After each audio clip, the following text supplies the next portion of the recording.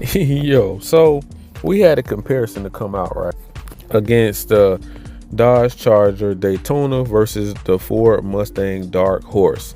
Now, a lot of people may know something about EVs or they may not. It may be new to some people.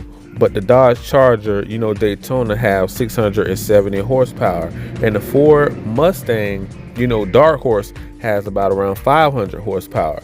You know, but that doesn't mean it's putting all 500 down to the wheel. And so they had a comparison or whatever, and I came across some other Mopar guys, and I was thinking the same exact thing. I don't feel like that was even a fair comparison because of, first of all, more horsepower and an all-wheel drive system. So you basically have an all-wheel drive car and trying to compare it with the back-wheel drive car, which is going to be hard to put that power down if it's not on a drag strip. You're basically street racing. And even though they're both coupes, yes, the Charger Daytona is way heavier. Of course, it's way heavier, but at the same time, it's EV, so it puts the power down instantly. So it's going to pull extremely hard because it's all-wheel drive and it's EV. So you have 4 electric motors pulling the car, And with the Mustang, you only have, like, if it's manual or you only have the back wheel system with the traction control turned on, trying to put the power down, but it can't reel it in because it's not enough torque, it's not enough horsepower. So it's going to be a horsepower war once you reach top end. And I don't think it was a fair comparison. To me, personally, I feel like it should have raced the Cadillac, Blackwing.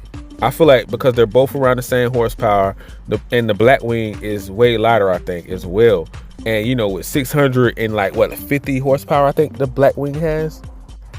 Oh, my bad, excuse me. 668. So it's almost around the same exact horsepower. So I don't know if Dodge purposely did that horsepower range to compete with the Blackwing, but really didn't race the Blackwing. But I just thought that was, to me personally, I felt like this would have been a better matchup. And, 0 to 60 time would have probably been kind of close, because the Blackwing is lighter. It is a sedan, but at the same time, around the same horsepower.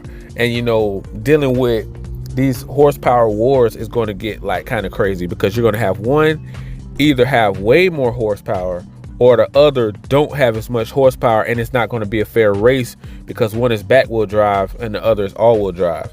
That's why I really never cared to try to race an all wheel drive car against a back wheel drive car anyways.